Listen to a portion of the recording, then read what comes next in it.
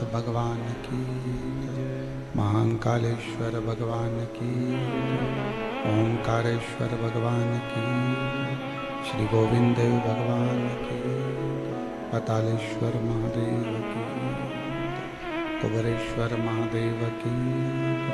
हर हर महादेव, हर हर महादेव, हर हर महादेव। काशी विश्वनाथ, ओगड़दानी, त्रिकालदर्शी, कैलाशी, अविनाशी भगवान शिव, जिनकी पुनित पावन पवित्र शिव महापुराण की कथा विद्याधर नगर स्टेडियम आयोजन समिति जयपुर द्वारा आयोजित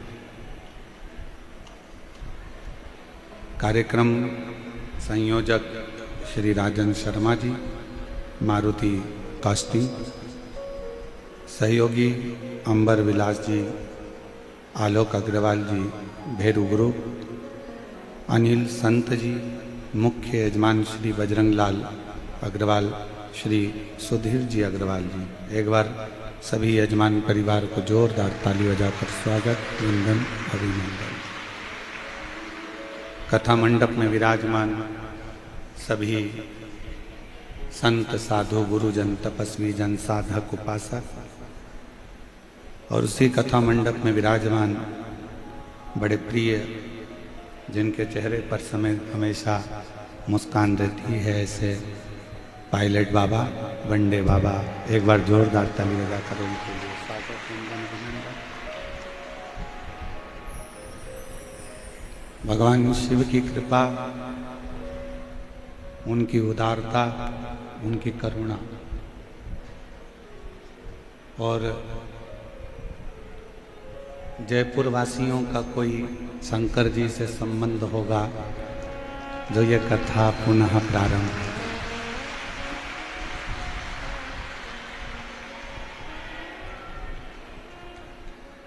आपका, कई बहनों का, मेरी जीजियों के आंख के आंसू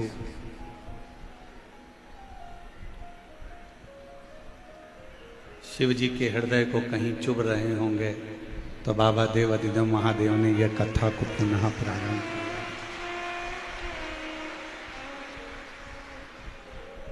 और ये कथा, हमने पहले भी कहा कि ये कथा किसी के बस की बात नहीं, स्वयं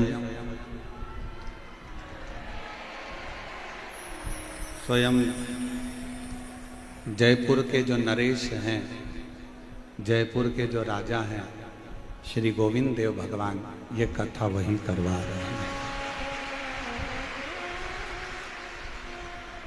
और उनकी मुस्कान से, उनकी मुरली की तान से जब संपूर्ण जयपुर आनंद के साथ चल रहा है, तो ये कथा भी उन्हीं की मुस्कान से फिर पुनः प्रारंभ हो गई। और तेरी कृपा बिना नहीं एक भी अणु लेते हैं श्वास, तेरी कृपा से तनु तनु बखान क्या करूं मैं, राखों के ढेर का चपटी बहुत में खजाना कुबेर का। हे गंगाधार मुक्ति द्वार, ओमकार तू भोले, ओमकार तू आयो शरण तिहारी, शंभो तार तार तू। बखान क्या करूं मैं, राखों के ढेर का चपटी बहुत में खजाना कुबेर का। हे गंगाधार मुक्ति द्वार, ओमकार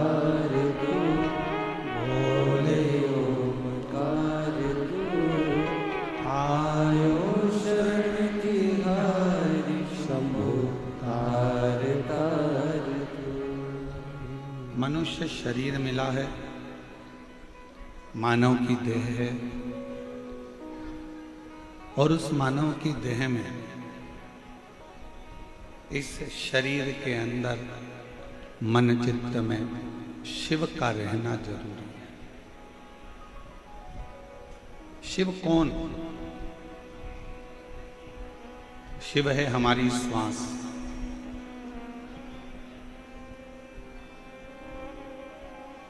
और जब तक शरीर में शिव रूपी श्वास चल रही है तब तक ये शरीर है,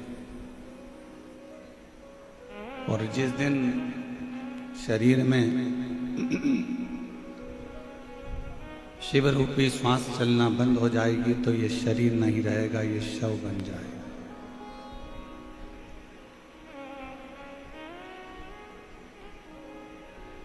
दवा एक्सपायर होती है,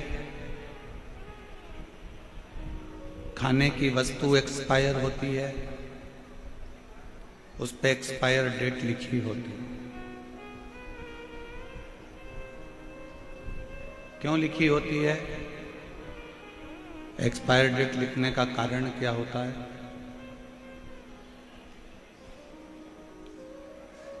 कि 15 तारीख को ये दवाई एक्सपायर हो जाएगी तो 15 तारीख के पहले इसको खा लो। बोलो सही है कि गलत है? जम के बोलो जरा। खाने की कोई वस्तु है, उस पर एक्सपायर डेट लिखी है कि ये 20 तारीख को एक्सपायर हो जाएगी तो 20 के पहले इसको खा लो।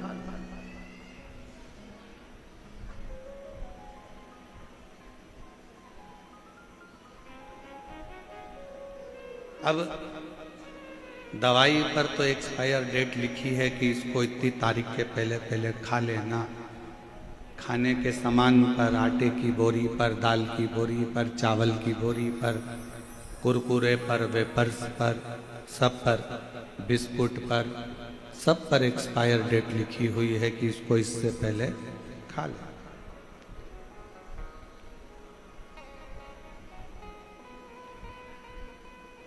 पर मनुष्य की एक्सपायर डेट कब है ये किसी को नहीं मालूम।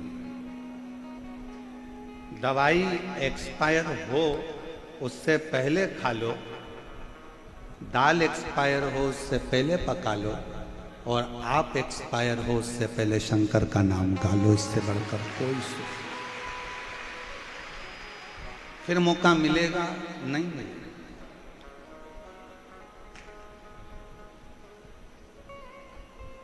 अच्छा ईमानदारी से बोलना रे जयपुर वालों, मेरी जयपुर की जीजियों, मेरे जीजाओं, मेरी बेटियों, मेरे बेटाओं, मेरी माँओं, मेरी पिता तुल्य भाई बंधु, सबको कहूँ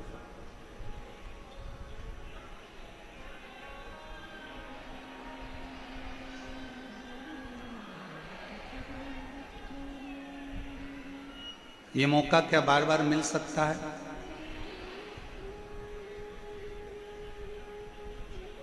और अभी की हालत देखकर तो ऐसा लगता है कि दूसरी बार मिलना भी कठिन हो जाएगा।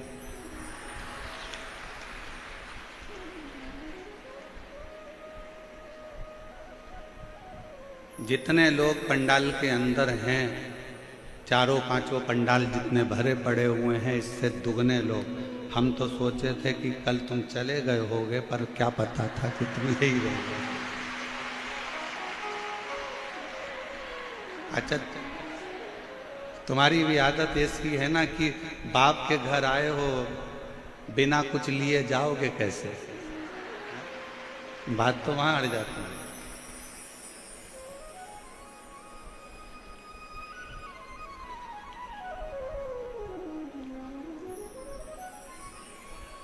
तुम्हें पता था कि कथा चालू हो जाएगी? हैं? पक्के जादूगर हो तुम लोग। पर एक बात है, मेरे गोविंद देव भगवान की ये जो पवित्र धरा है जयपुर, ये बड़ी कमाल की धरा है। ना जाने इसमें कौन सा जादू है कि वो अपने आप बंसी की तान पर कुछ ना कुछ करा ही है।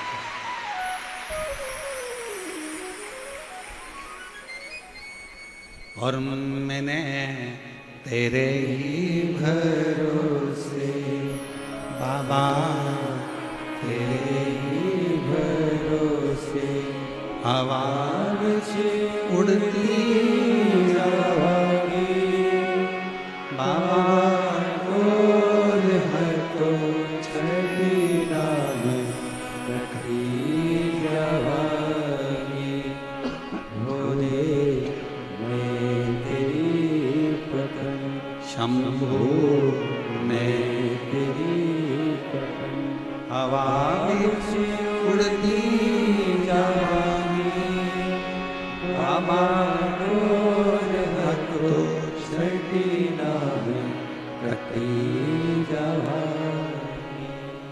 एक विश्वास, दवाई एक्सपायर हो उससे पहले उसको खा लेना चाहिए, वस्तु एक्सपायर हो उससे पहले उसको खा लेना चाहिए, और मनुष्य की देह ये शरीर एक्सपायर हो उससे पहले शंकर का नाम शिव नाम गा लेना चाहिए, फिर मौका मिलेगा कि नहीं मिलेगा इसका कोई भरोसा नहीं।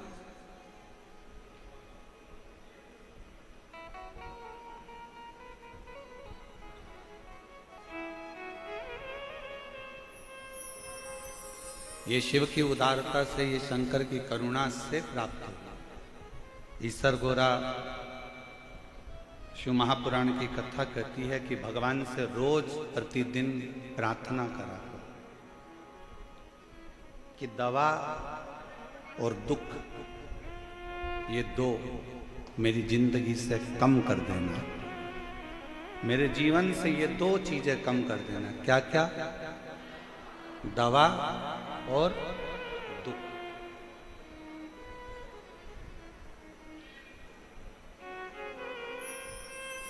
और ये कोई कम नहीं कर सकता तेरे से।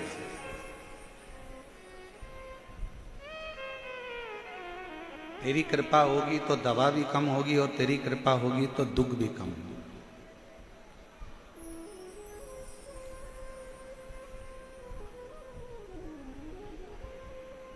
एक डॉक्टर के पास गए और उसने दवाइयां दी, ढेर सारी दे दी, ये वाली भी लेना, ये वाली भी लेना, ये वाली भी लेना।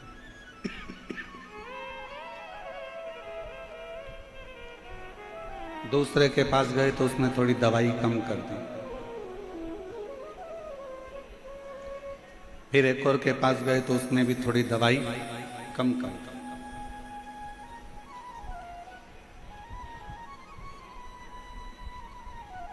कोई अच्छा डॉक्टर मिल गया और अच्छे डॉक्टर ने जांच करा, और जांच करने के बाद देखा कि इसको कौन सी दवाई की जरूरत है, वही दवाई एक दे दी जाए जिससे ये ठीक हो जाए।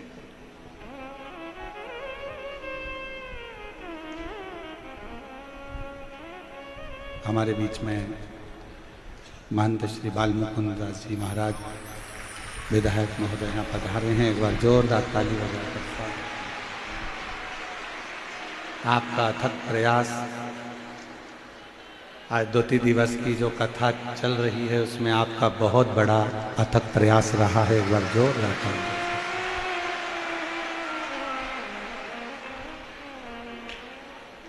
और आपने तो कल मंच से ही कह दिया था कि कथा चालू रखिए, और कथा होगी।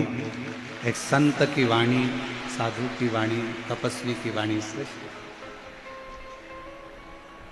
शिव तत्व। एक डॉक्टर के पास गए तो वहां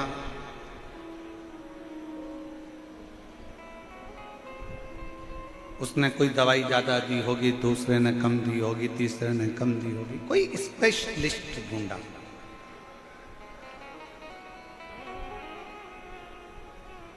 जिसने दवाई की मात्रा और कम कर दी, और एक गोली से काम चल गया और बस वही गोली लेते रहना, आराम बना रहेगा, ये डॉक्टर ने कह दिया। एक गोली लेते। वेद व्यास जी महाराज ने भी अपनी 18 पुराण की रचना करी, और 18 पुराण में से एक पुराण शिव महापुराण को ऐसा बना दिया कि ये वो टेबलेट है, ये वो गोली है कि इस शिव महापुराण को सुनते रहना तो जिंदगी के सारे दुख अपने आप कटते चले जाए, अपने आप कट। ये वो टेबलेट है। 18 पुराण में से केवल एक शिव महापुराण ऐसी है जिसमें सारे उपाय, बेलपत्र कैसे चढ़ाना, दूध कैसे चढ़ाना, काली मिर्च कैसे चढ़ाना, दुर्वा कैसे चढ़ाना, अरहर दाल की पत्ती कैसे चढ़ाना, कैसे तुलसा चढ़ाना, कैसे बेलपत्र चढ़ाना, कैसे जल चढ़ाना, कैसे धतूरा चढ़ाना, कैसे दही चढ़ाना, ये शिव महापुराण में वर्णन किया। और पूछा गया है, ऐसा नहीं कि प्रश्न नहीं करे। शिव महापुराण के 24,000 श्लोकों में 12 संहिताओं में जो वर्णन किया गया उसमें कई प्रश्न सामने आकर खड़े होते हैं। आज के जमाने के जैसी शंका नहीं है, पूर्व की शंका।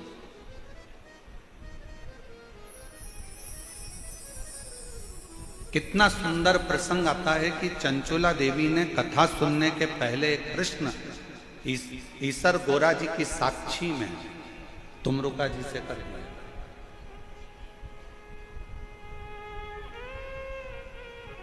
और ईसर गोरा जी की साक्षी में चंचुला देवी ने प्रश्न किया था कि एक संसार की जन्म लेने वाली एक नारी,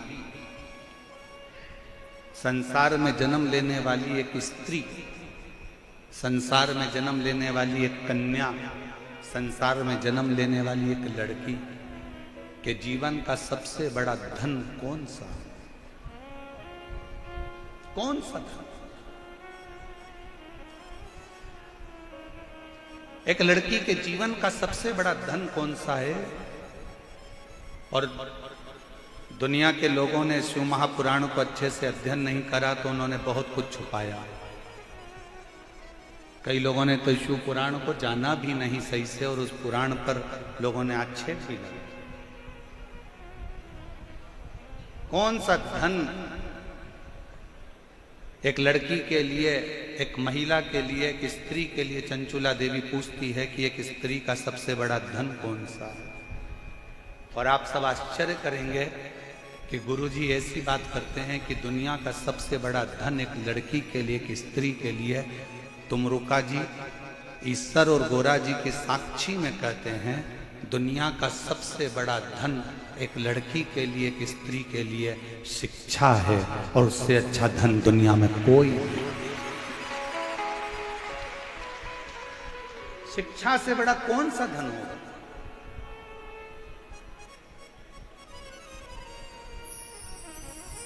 आज जयपुर की धरा पर हम कहकर जाएंगे, आप बेटों को जितना पढ़ाओ ना उससे दुगना अपनी बेटी को पढ़ाना।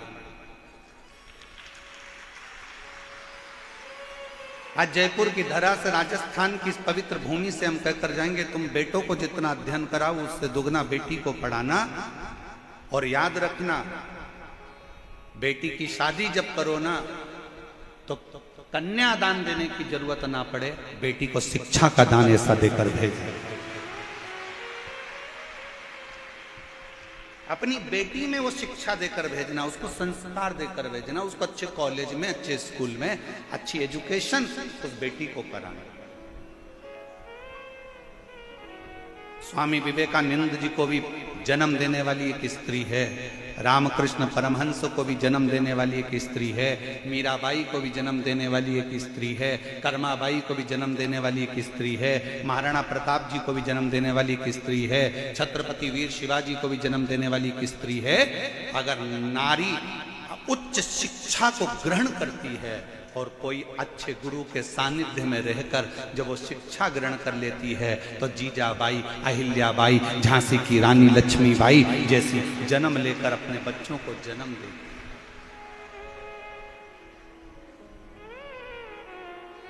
मत दो कन्यादान। तुम कुछ भी कन्यादान में तुम्हारा मन पड़े, फ्रिज मत देना, कूलर मत देना, एसी मत देना, डनलप का गद्दा मत देना, सोफा सेट मत देना, पलंग मत देना। तुम बेटी की कन्यादान में कुछ मत देना। पर बेटी से निवेदन है कि आप अपनी बेटी को इतना पढ़ाओ, इतना अध्ययन कराओ, इतनी विद्या अध्ययन कराओ कि उसको उसकी शिक्षा ही उसका कन्यादान है। उसकी शिक्षा उसका कन्यादान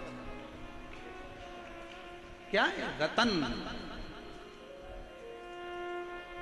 ईसर गोरा जी की साक्षी में जरा विचार करिएगा, कितना सुंदर प्रसंग आया है।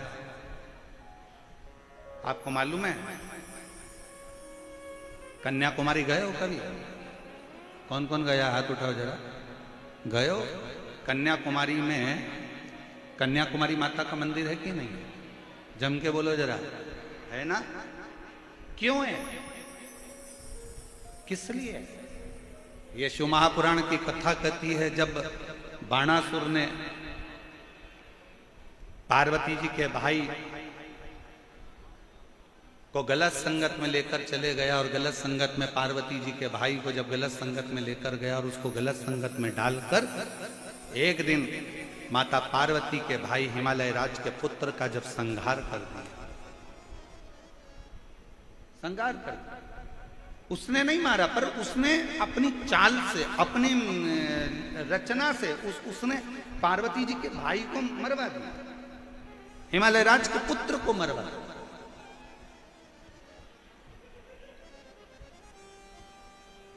पार्वती जी तो बहुत छोटी थी, बहुत छोटी।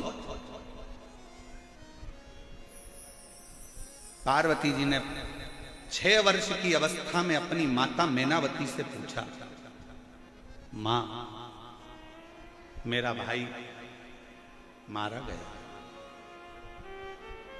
मां, पिता हिमालय राज, मैं जाकर स्वयं बदला लूंगी। हिमालय राज ने कहा, बदला लेने के लिए केवल पराक्रम की या बहुत वीरता की जरूरत भी नहीं होती, बदला लेने के लिए थोड़ी बुद्धि की भी जरूरत होती। अभी कई लोग सोशल मीडिया पर डाल रहे हैं कि 10 दिन निकल गए, 8 दिन निकल गए, बदला लेना था, पाकिस्तान से बदला लेना था, बदला लेना था। लिया जाएगा, जल्दीबाजी में नहीं। एक युद्ध बम और गोले से लड़ा जाता है और एक युद्ध बुद्धि से लड़ा जाता है।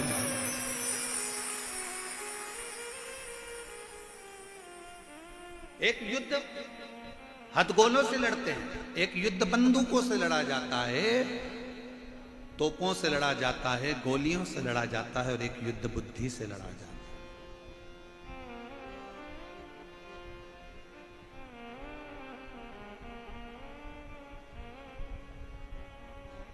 बुद्धि से। पार्वती जी ने पूछा अपने पिताजी से, मेरे भाई की हत्या का बदला मुझे लेना है, मैं कैसे लूं? तो भगवान हिमालय राज के शब्द एक एक घर की महिलाओं के चित्त वृत्ति में और एक एक घर के पुरुष की चित्त वृत्ति में बैठना चाहिए। ये शिव पुराण का शब्द महाराज जी ने व्यासपीठ से जयपुर में कहा था, ये शब्द आपकी बुद्धि में रहना चाहिए। मैं अपने भाई की मृत्यु का बदला कैसे लूं? पिताजी से पूछा गया मां मैनावती से। पिताजी ने कहा, तलवार उठाकर जाओगी और मार दोगी, इससे बदला नहीं होगा। तुमने आक्रमण कर दिया, इससे बदला नहीं होगा। थोड़ा बुद्धि से भी बदला लिया जाता, शांति से भी बदला लिया। थोड़ी धीर धरो, मन घबराओ नहीं, प्रभु मिलेंगे कभी ना कभी। क्यों चिंता करती हो? काहे के लिए सोचना? क्यों विचार करना? आएगा, थोड़ा इंतजार करो। हिमालय राज ने माता पार्वती जी को, स्वयं ने मां जगत जननी जगदम्बा माता पार्वती जी को अपने नाना के घर भेज दिया।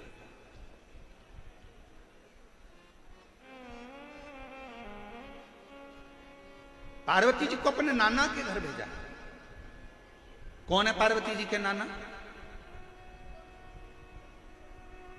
मैनावती के पिताजी कौन है? पितृलोक में रहने वाले पितर, क्योंकि पितरों की 3 लड़कियां थी, मैना, धन्या और कला। विद्येश्वर संहिता शिव महापुराण में वर्णन किया गया। पितरों की 3 कन्या मैना, धन्या, कला बैठी हुई थी, उठी, सनकादि ऋषि तप कर रहे थे और वहीं से निकल कर चली गई। उनका जो लहंगा था उसमें रतन जड़े हुए थे। वो रतन जड़ने के कारण सनत कुमारों की जंघा पर चोट लगी, और जंघा पर जब चोट लगी तो वो जंघा छिला गई।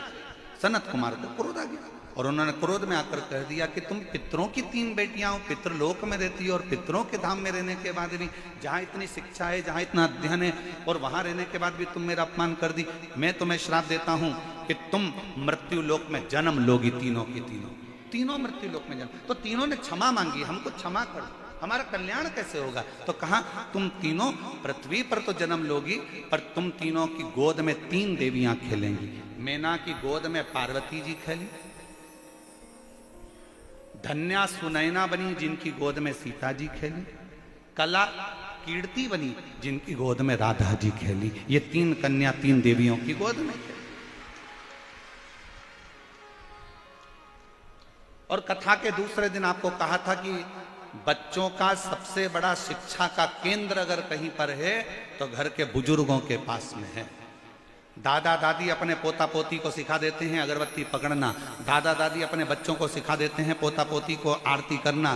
भले दादा दादी कुछ नहीं दे अपने पोता पोती को, पर मेरा निवेदन है जितने बाहर रहते हो, जितने पुणे मुंबई में रहते हो, जितने दूर दूर देश में रहते हो, उनसे निवेदन है साल में कम से कम 1 बार अपने को अपने गाँव जरूर आना चाहिए और अपने दादा दादी के पास अपने पोता पोती को जरूर रखना चाहिए।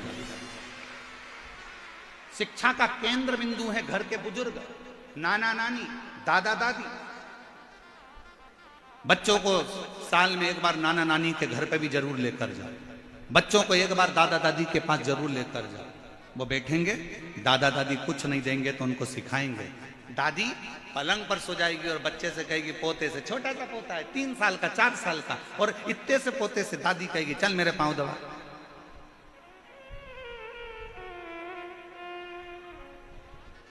चल मेरे पांव दबा। अब पोता कितना बड़ा है?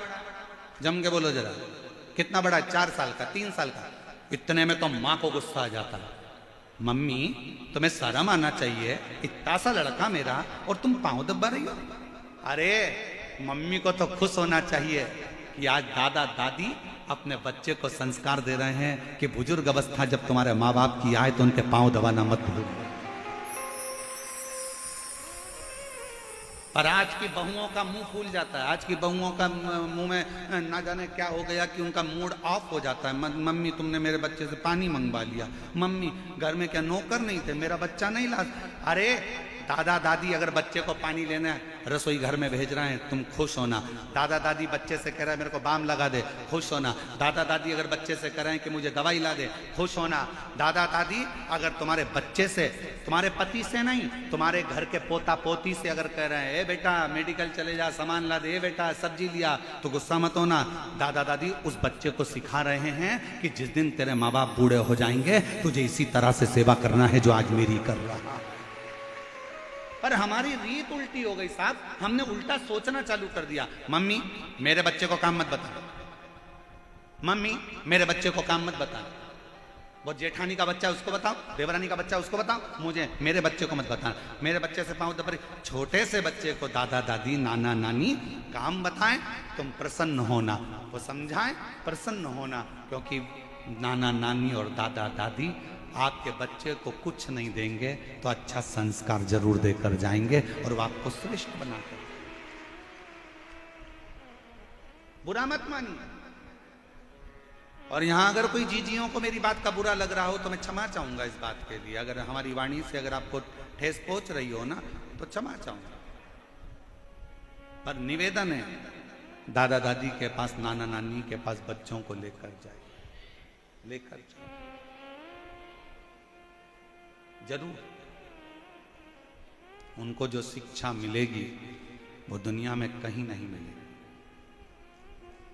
शिव महापुराण की कथा कहती है पार्वती जी को उनके नाना जी के घर शिक्षा ग्रहण करने के लिए भेजा था।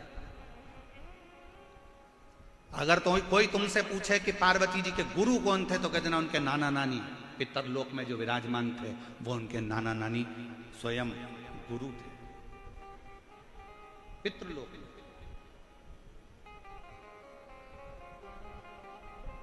4 वर्ष की पार्वती जी को भेज दिया नाना नानी के घर में। नाना जी की गोद में एक दिन पार्वती जी बैठी थी, पितरों की गोद में बैठी थी, तो नाना जी ने पूछ लिया पार्वती से, गौरा कहते थे पार्वती, हिमालय सुता कहते थे पार्वती। पूछ लिया, हे हिमालय सुता, हे गौरा, आज तुम्हें नाना नानी की कैसे याद आ गई, कैसे आई? पार्वती जी कहने लगी, मेरे भैया को मारा गया है छल से, और मुझे आपसे कुछ विद्या ग्रहण करना है। कहा, क्या विद्या चाहिए? चलो मैं तुम्हें लेकर चलता हूं। पितृ लेकर गए और समुद्र का वो पवित्र तट पर बिठाकर जो शिक्षा देना प्रारंभ करा, कुंवारी अवस्था में जो शिक्षा मिली वहीं पर कन्या कुमारी के रूप में मेरी मां जगत जननी दुर्गा भवानी विराज, शिक्षा की देवी के रूप में बल मिला। आखिरी में भाई का बदला तलवार से नहीं लिया गया, आखिरी में तलवार से बदला नहीं लिया गया, केवल वाणी से बदला ले लिया। वाणी से।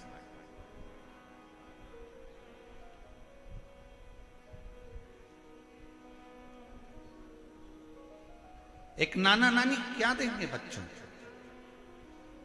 एक बेटी का बाप अपनी लड़की के कन्यादान में अगर कुछ देना तो हमारा निवेदन है कि वस्तु से ज्यादा ध्यान रखना अपने बेटी के कन्यादान में।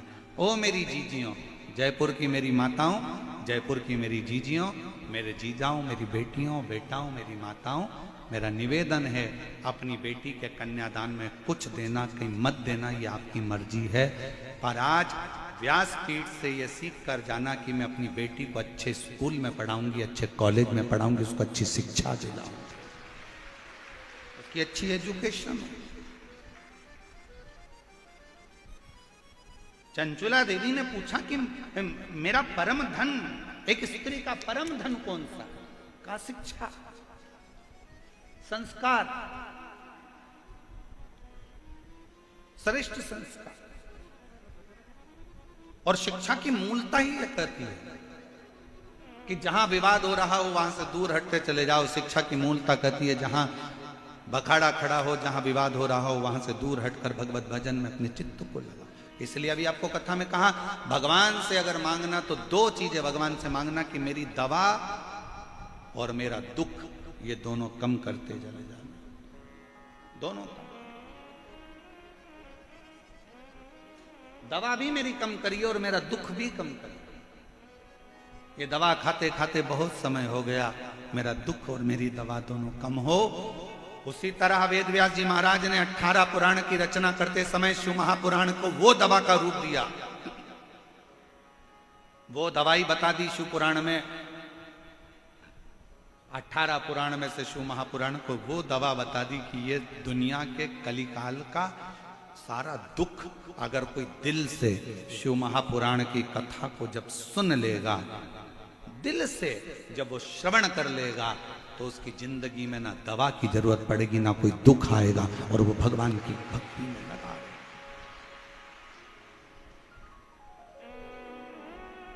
जरूरत। कई लोग प्रश्न खड़ा करते हैं महाराज, बहुत सारे प्रश्न आते हैं,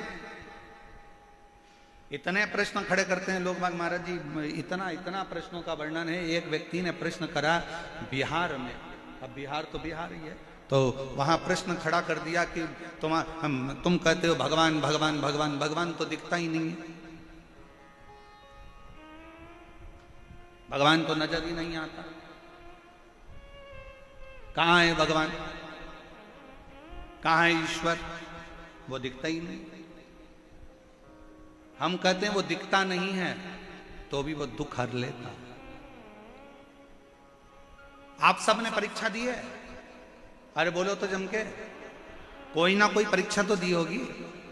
परीक्षा हॉल में बैठते हो तो किताब दिखती है, जम के बोलो जरा। विज्ञान, गणित, अंग्रेजी, हिंदी, जिसका भी तुम एग्जाम देने के लिए बैठे हो, देखकर लिखने देते हैं? जम के बोलो जरा। नहीं। सामने किताब होती है? नहीं। 20 क्वेश्चन होता है? नहीं। सामने कोई बुक होती है? नहीं। क्या करना पड़ता है? बिन देखे लिखना पड़ता है। जब बिन देखे लिखोगे तो रिजल्ट जो आएगा वो तुम्हारे पक्ष में आएगा। और मान लो सामने किताब रख ली और तुम लिखने बैठ गए तो क्या कहलाओगे? नकल चोटे। और तुम्हारा फॉर्म भरा जाएगा और तुम्हें परीक्षा से निकाल दिया जाएगा, तुम्हारा रिजल्ट नहीं आएगा और तुम्हें फेल मान लिया जाएगा। बोलो सही है कि गलत है? अगर तुमने देखकर लिखा तो तुम्हारा रिजल्ट बिगड़ गया। तुमने बस, तुम्हारे सामने किताब नहीं है, कुछ नहीं है, सामने कोरी कॉपी है और तुम उस कोरी कॉपी पर अपना याद किया हुआ लिख रहे हो, उसको याद कर रहे हो, तो जो रिजल्ट आएगा उसमें तुम पास हो जाओगे। देखकर लिखा तो नकल कहलाएगी, तुम्हें निकाल दिया जाएगा। अगली परीक्षा में बैठना, 1 साल तक तुम परीक्षा नहीं दे पाओगे, तुम फेल हो जाओगे। लोग कहते हैं तुम्हारा भगवान दिखता नहीं है, हम कहते हैं वो दिखेगा तो फेल हो जाओगे, अगर नहीं दिखता तो पास हो जाओगे। वो नहीं दिख रहा है तो पास हो, उसको याद करो। परीक्षा हॉल में याद किया जाता है। साइन थीटा से कॉस थीटा पर कैसे जाना है, कैसे क्या करना है, ये ध्यान दिया जाता है।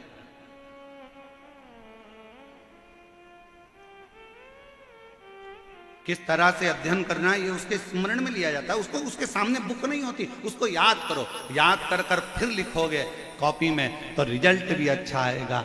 और तुम उसको याद तो करो, वो सामने हो तो कहां कहां।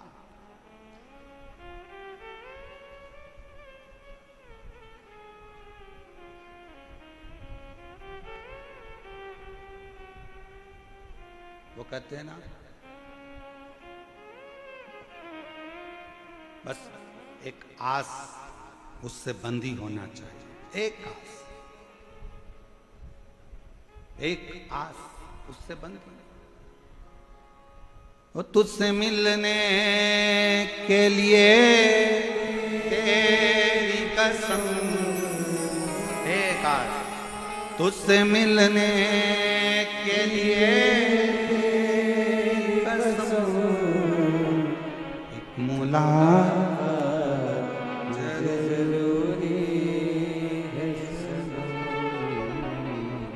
सही बताएं ना तो कल आप लोगों की दशा इसी गाने पर फिट थी।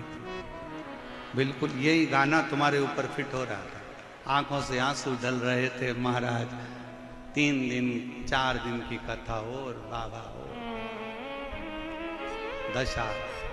बोलो कल आप लोगों ने कई जीजियों के आंख में ऐसे आंसू देखे होंगे जिनको कभी रोते नहीं देखा। वो भी कल शिव के लिए रो रहे थे, वो भी कल शिव के, उनकी आंख में जल भरा। कितनी वो कहा, कितनी बेचैन हूं मैं यार से मिलने के। कितना कितना भीतर से उस परमात्मा को याद किया है, उस परमात्मा को याद किया, इतना याद किया उस परमात्मा को। बस इसीलिए सामने अगर कोई नहीं भी है उसका स्मरण कर लो, दिल से उसको पुकार लो। श्री शिवाय नमस्तु, श्री शिवाय नमस्तु, श्री शिवाय नमस्तु, श्री शिवाय नमस्तु, श्री शिवाय नमस्तु, श्री शिवाय नमस्तु। उसको मात्र याद करो, मात्र। शिव महापुराण का एक चरित्र बड़ा सुंदर है। 12 ज्योतिर्लिंग में से एक ज्योतिर्लिंग को जागृत ज्योतिर्लिंग कहा जाता है। कौन सा ज्योतिर्लिंग? जागृत। और वो जागृत ज्योतिर्लिंग किसको कहते हैं? तो कहा बाबा केदारनाथ जी को। मेरे केदारेश्वर बाबा को जागृत ज्योतिर्लिंग कहा जाता है। इसके प्रमाण कितने हैं? प्रमाण कितने? भविष्य पुराण का एक संवाद बड़ा सुंदर है जागृत ज्योतिर्लिंग का, स्मरण करिएगा जरा। भविष्य पुराण में वर्णन किया गया, बड़ा सुंदर व्याख्यान कहा गया। एक शिव का कोई भगत पैदल अपने गांव से चलकर बाबा केदार का दर्शन करने गया। बाबा चला अपने गांव से, शंभो शंभो शंभो शिव शंकर बम बम बोले, हर हर बोलता बोलता चला। रास्ते में पैदल पैदल, अब तो यात्रा बसों से होती है, हेलीकॉप्टर से होती है, गाड़ियों से होती है, ट्रेनों से होती है। पहले लोग चारधाम करने अपने घर से पैदल चले जाते थे। पैदल चले, शिव का नाम लेकर चला। और भक्त जब भगवान शंकर का नाम लेकर जय केदार जय केदार जय केदार केदार केदार जय केदार केदार केदार जय केदार जय केदार जय केदार जय केदार चल।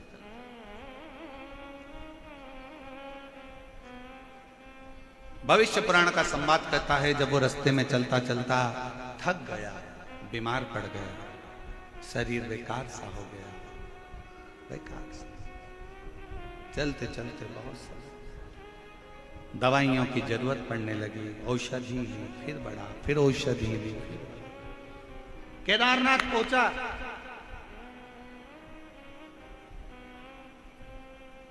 नीचे वाले कह रहे हैं जल्दी जाओ, आज केदारनाथ जी का कपाट बंद होने वाला, जल्दी जाओ। तेज चल रहा, केदार बाबा के मंदिर के प्रांगण में पहुंचने के लिए दौड़ पड़ रहा, हाँ भरा रही है, औषधि शरीर को दे देकर चला रहा है। और केदारनाथ के मंदिर से कुछ ही दूर पर पहुंचा था और फिर बीमार पड़ गया, फिर औषधि की जरूरत पड़ गई, औषधि ली, फिर बढ़ गया।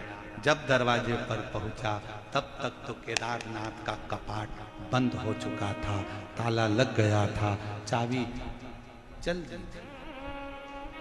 डोली, पंचमुखी डोली बाबा की निकल कर चल गई। पूछा भैया मुझे केदार बाबा का दर्शन करना है, बहुत दिनों से पैदल चलकर आया, मुझे केदार बाबा का दर्शन करा दो भैया।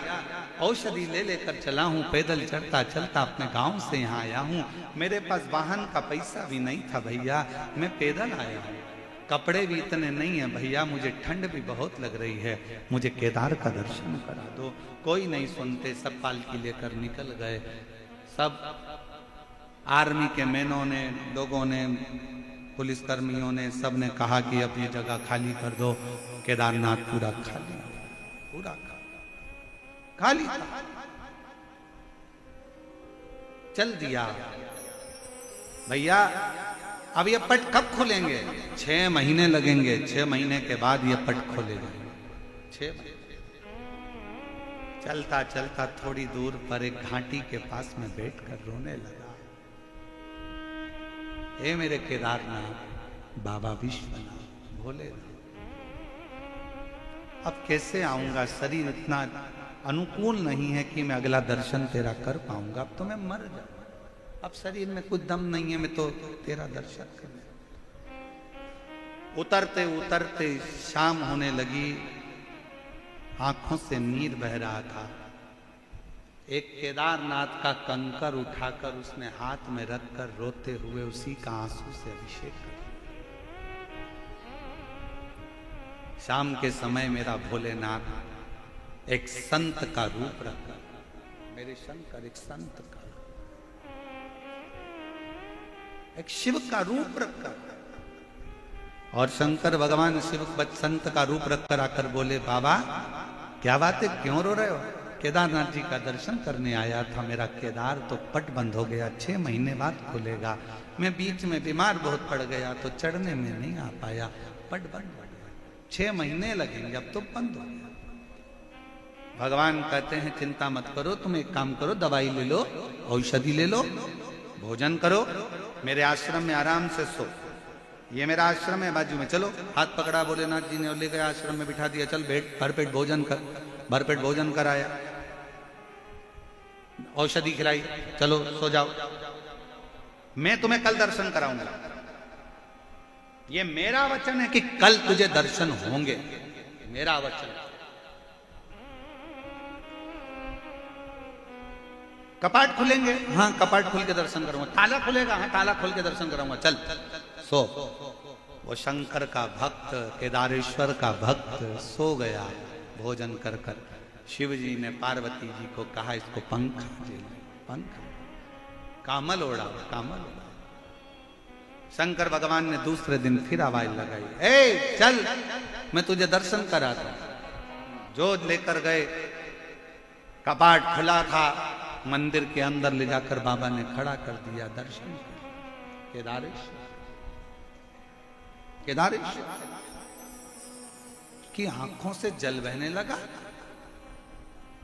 पंडित जी तो बोल रहे थे कि 6 महीने बाद कपाट खुलेगा, तुमने तो मुझे दूसरे दिन ही दर्शन करा दिया। शंकर भगवान तो कुछ नहीं बोले। एक साध्वी के रूप में एक सन्यासन कहती है, जिस दिन तू सोया था और जिस दिन तू उठा है, सोने के 6 महीने की नींद मेरे भोलेनाथ ने तुझे एक दिन में दे दी है। 6 महीने की निंद्रा तुझे एक रात्रि की निंद्रा लग रही है, और 6 महीने की निंद्रा पूर्ण कर कर तू विश्वनाथ मेरे केदारेश्वर बाबा का दर्शन कर रहा है। अगर विश्वास पक्का है, दुनिया में एक बात अपने अंदर उतार कर रखना, अगर तुम्हारी भक्ति और विश्वास अगर दृढ़ है तो तुम्हें मेरे शंकर के मंदिर ढूंढने के लिए नहीं जाना पड़ेगा। शंकर तुम्हें ढूंढते ढूंढते तुम्हारे दरवाजे पर आए, शिव आए। और मेरे भोले तेरा सहारा है, मेरे भोले तेरा सहारा है, मेरी नैया का तू किनारा है, मेरी नैया का तू किनारा है। मेरे बाबा तुझे पुकारा है, मेरे बाबा तुझे पुकारा है, मेरी नैया का तो किनारा है। आप उसको बजते रहो, श्री शिवाय नमस्तुभ्यम बैठकर जपते रहो, तुम उसको पुकारते रहो, तुम उसके दरवाजे तक जाते रहो, तुम उसकी चौखट का स्मरण करते रहो।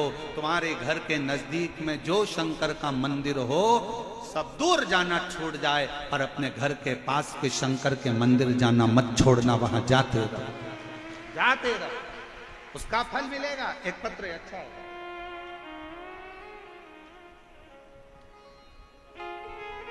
भौरी देवी पत्नी श्री राधेश्याम टेलर, नाम्बा सिटी, जिला डीडवाना। मेरा मोबाइल नंबर ये है, कहीं बैठी हो हाथ हिला सकती हैं, और अगर बैठी हो तो बेलपत्र लेने के लिए आ सकती हैं। भौरी देवी पत्नी श्री राधेश्याम टेलर, नाम्बा सिटी, जिला डीडवाना। मेरा मोबाइल नंबर ये है। मैं व्यासपीठ पर विराजमान भगवान शिव को नमन करते हुए प्रणाम करती हूँ।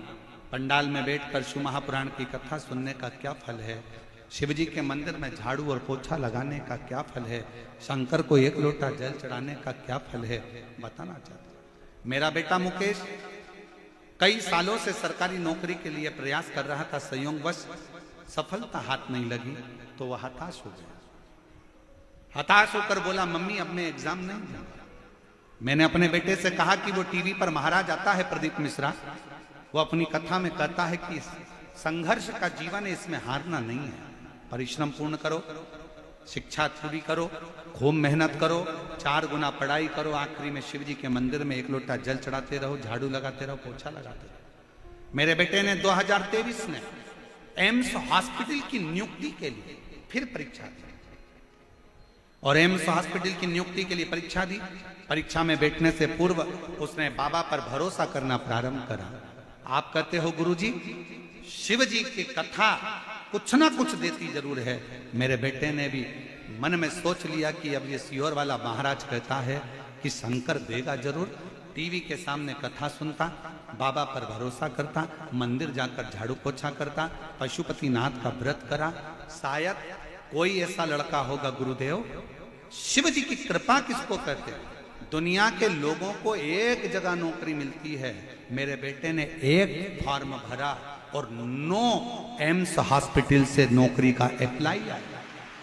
महाराज जी 1 नहीं, 2 नहीं, 3 नहीं, 4 नहीं, 5 नहीं, 6 नहीं, 7 नहीं, 8 नहीं। आप लोग एलईडी पर पत्र पढ़ सकते हो।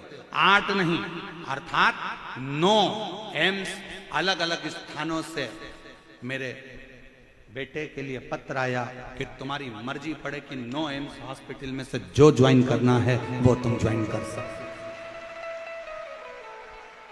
भरोसा किसको कहते हैं? शिव तत्व किसको कहते हैं? शंकर की अर्वंग भक्ति किसको कहते हैं? एक आनंदता किसको कहते हैं? एक अलमस्ती किसको? विश्वास, भरोसा। एक पत्र हो गया, अच्छा है।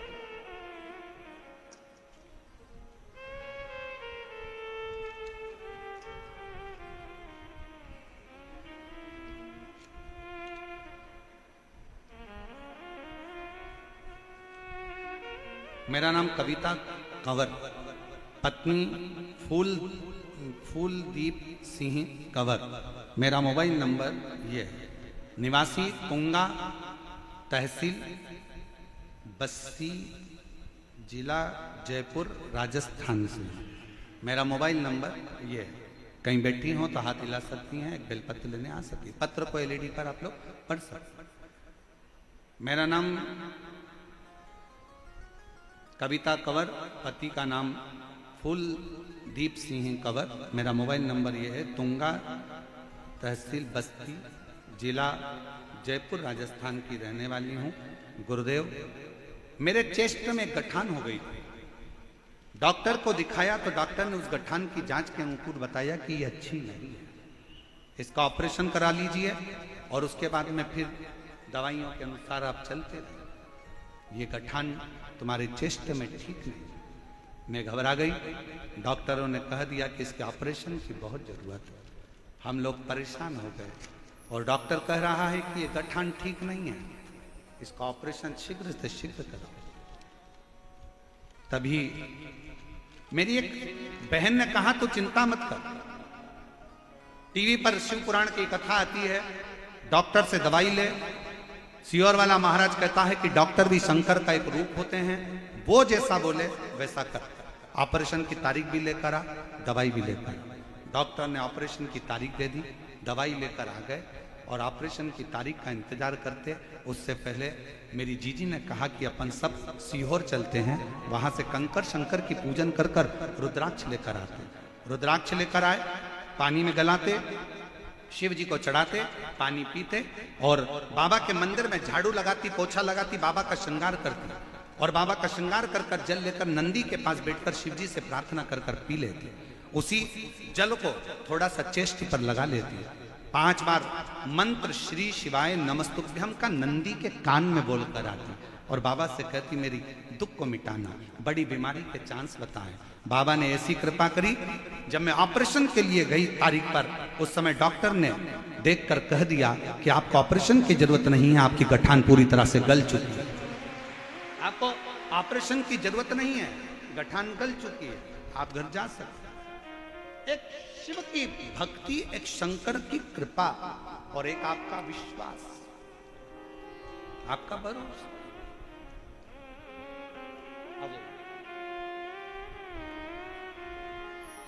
और शंभो शरण पड़े मांगो।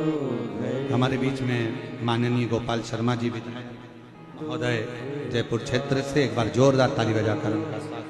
दया करी दर्शन आपो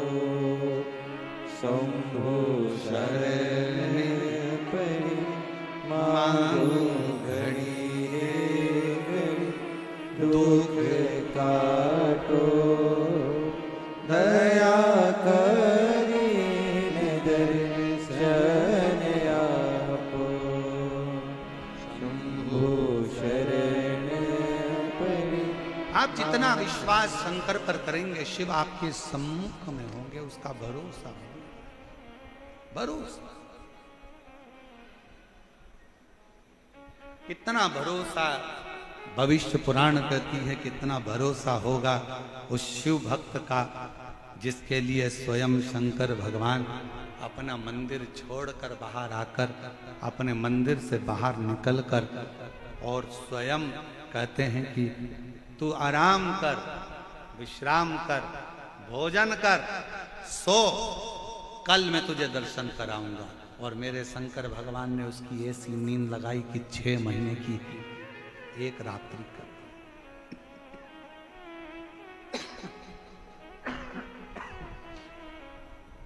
6 महीने की एक रात्रि कर दी और मेरे शंकर ने, मेरे करुणा सागर, मेरे उदार शिव ने कर।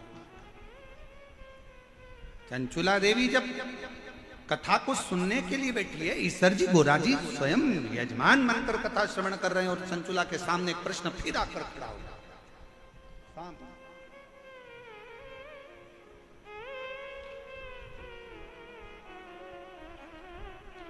कहा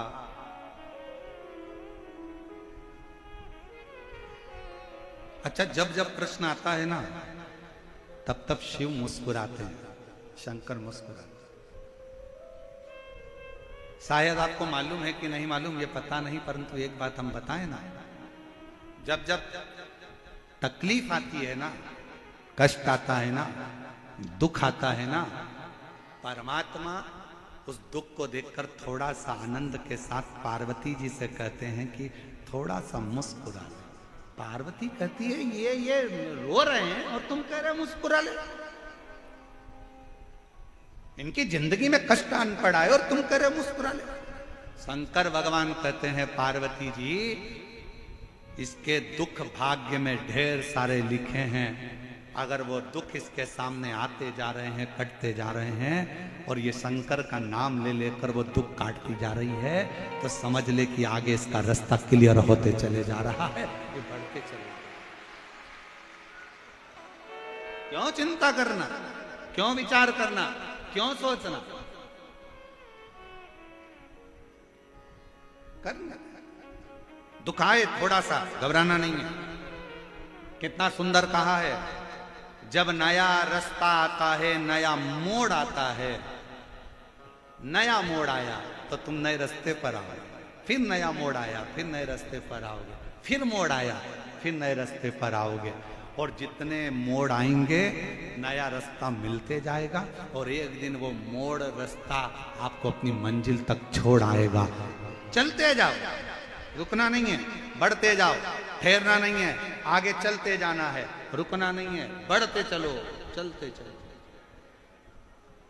बढ़ते चलो। और कृपा की ना हो जो आदत तुम्हारी, तो सुनी ही रे आदत तुम्हारी, गरीबों के दिल में जगह तुम न पाते, तो किस दिल में होगी इबादत तुम्हारी। जरा विचार करिएगा, कौन भजता, कौन स्मरण करता, कौन भजता? आपकी कृपा है, आपकी दया है, आपकी करुणा है, आपकी वात्सल्यता है, आपका स्नेह है और आपकी वात्सल्यता, इसलिए ये सब कुछ हो रहा है। और सही कहे ना मेरी जीजियों, ओ मेरी जयपुर की जीजियों, मेरी बेटियों, मेरे बेटाओं, मेरी माओ, मेरे भाई, सत्य कहे ना, ये आपकी वात्सल्यता है, ये आपका प्रेम है शंकर के प्रति, इसलिए ये शिव महापुराण की कथा इसे दिव्य और भव्यता में चल रही है। और बहुत ध्यान देना महाराज, बचपन और पचपन ये दो अवस्था ऐसी होती है, इसको सावधानी से जीना है।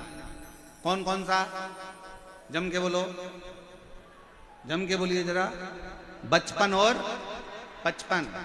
बचपन में कोई भी बात दिल में मत रखो, और उम्र 55 की हो जाए तो कोई भी बात दिमाग में मत रखो, तो आप जिंदगी मस्त जी सकते। 55 की अवस्था में जरा सी बात बहू ने ये बोला था और दिमाग में रख ली, बेटे ने ये बोला दिमाग में रख लिया, ननन ने ये बोला दिमाग में रख लिया, मामा जी बोले दिमाग में रख लिया, फूफा जी बोले दिमाग में रख लिया। 55 की अवस्था में जितना तुम दिमाग में भरते जाओगे तो अच्छे से जिंदगी नहीं जी पाओगे। यहां से सुना, यहां से निकाल। ये कानों में कुंडल काहे के लिए पहनते हैं? अरे जम के तो बोलो, कानों में कुंडल काहे के लिए पहनते हैं? और जैसे जैसे उम्र बढ़ती जाती है कुंडलों का जो छिद्र है वो बढ़ता चले जाता है। काहे के लिए पहनते हैं? पहनने का कारण केवल इतना है, फालतू की बातें आए तो इस कुंडल के छेद में से निकल कर बाहर चली जाए, अच्छी बातें आए तो हमारे कानों में प्रवेश करती चली जाए, तो हमारे जीवन का आनंद पता। बचपन और 55 दोनों अवस्था समझने की है। बचपन में कोई बात दिल में मत रखो। बचपन में मेरी मम्मी ने बड़े भैया को बहुत प्रेम करा, मुझे नहीं करा, बचपन की बात बचपन में छोड़ दो। और 55 की जब अवस्था आ जाए, 55 की आयु, जितनी भी 55 साल के लोग यहाँ बैठे हैं और जो आस्था चैनल पर सुन रहे हैं, जो फेसबुक यूट्यूब पर सुन रहे हैं, जो कथा को श्रवण कर रहे हैं, 55 की अगर आयु आ जाए तो फिर बात को दिमाग में मत लेना। बेटे ने क्या कहा था, बेटी ने क्या कहा था, मामा ने क्या कहा था, फूफा जी ने क्या कहा था। आग लगे बस्ती में, जम के बोलो जरा, आग लगे बस्ती में, अपन रहो क्या सोचना, विचार नहीं करना अपने को, छोड़ देना ये विचार।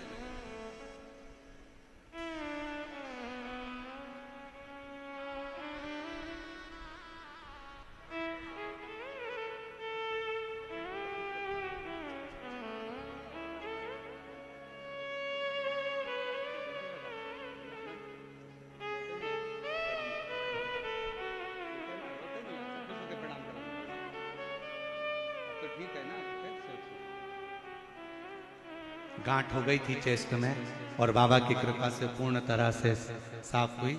ये शिव की कृपा है। एक बार जोरदार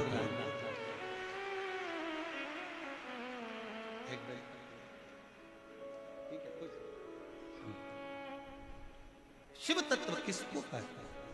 शंभु किसको कहते हैं?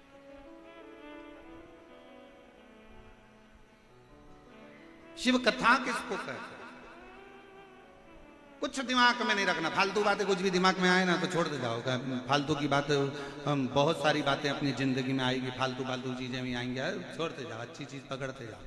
कुछ अच्छा मिले ग्रहण कर लो, कुछ अच्छा प्राप्त हो ग्रहण कर लो, ग्रहण कर लो, धारण करो, और बाकी की जितनी चीजें आए उनको छोड़ते जाओ।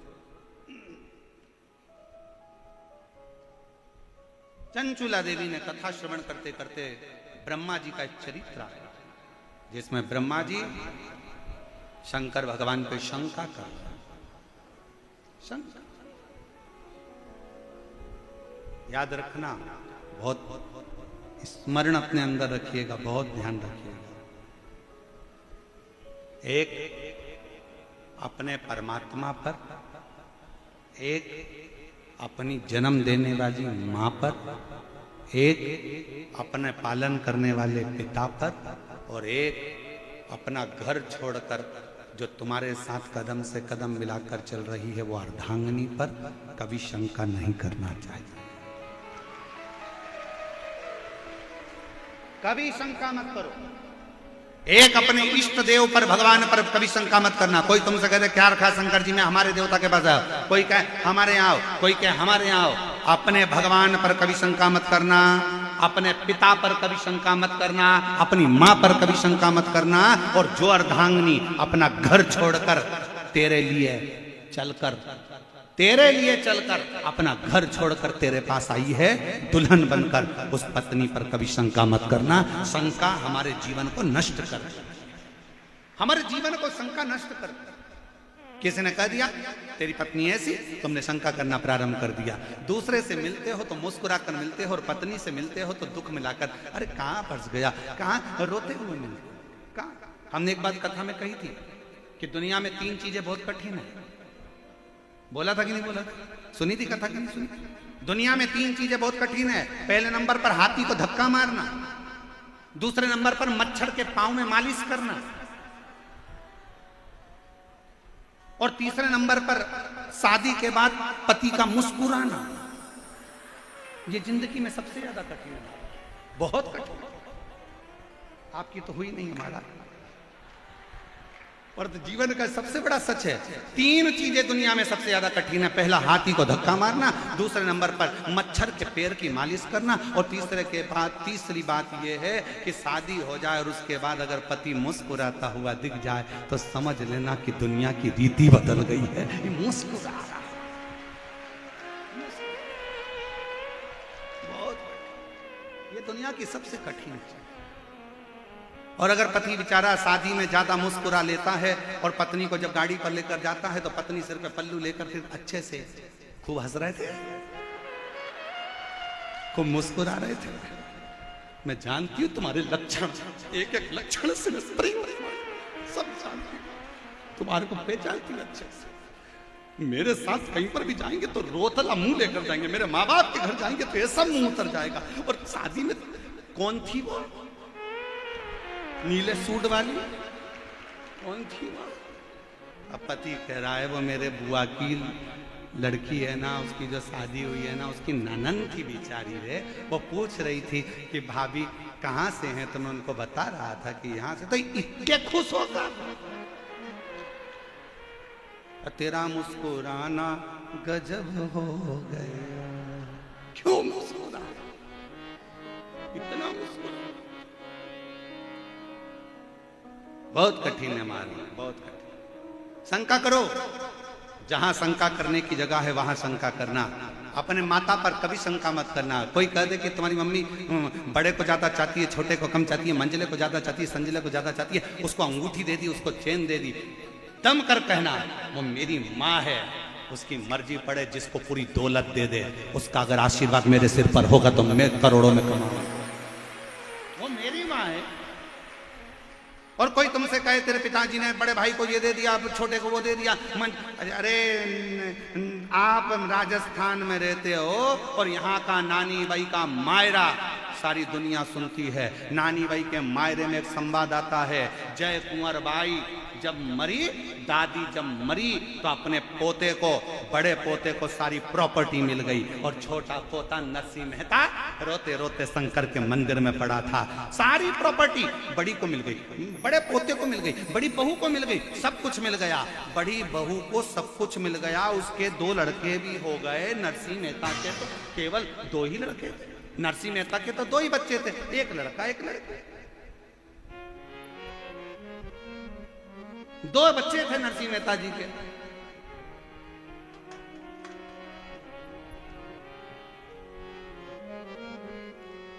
और बड़ी भाभी के यहाँ तो 2 लड़के हो गए, तो नरसिंह मेहता जी के यहाँ लड़की हो गई। कई लोग कहते हैं अरे लड़की किसी पैसे वाले के यहाँ हो जाती, गरीबड़े के यहाँ लड़की होगी, बेचारा कन्यादान कैसे करेगा। अरे तुम्हारे कहने से क्या होता है कि लड़की पैसे वाले के यहाँ हो जाती। कन्यादान का मौका भगवान उसी को देता है जिसने जिंदगी में बहुत सारे यज्ञ अनुष्ठान करे।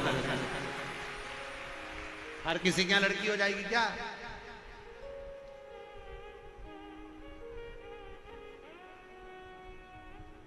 मौका देता है परमात्मा, हर किसी क्या हो जाए। किस्मत वाले हो, किस्मत। जिन जिन के घर में बेटी ने जन्म लिया है ना, आज घर पे जाके राई नॉन से नजर उतार कर पीछे फेंक देना। भगवान की बड़ी कृपा है, मेरे घर में बेटी ने जन्म लिया है, और ठाठ से। और जितनी बेटियां मेरी यहाँ बैठी हैं और जितनी बेटियां आस्था चैनल पर कथा सुन रही हैं, मैं उनसे भी कहूँगा, बेटा